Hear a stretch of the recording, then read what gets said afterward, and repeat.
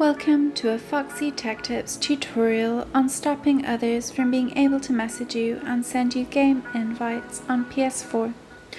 If you find this video helpful, please consider subscribing to my channel and liking the video. From the dashboard of PS4, go up to the control panel and swipe to the right until you get to Settings and open them. In Settings, select Account Management.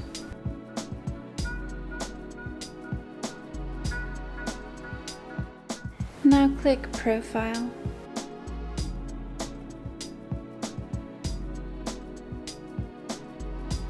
Next, select Privacy Settings. In Privacy Settings, select Personal Info. Now click Messages. Select where it says Anyone and change it to No One. This will stop people from inviting you to parties, initiating messages, and sending you game invitations. And that draws an end to this tutorial.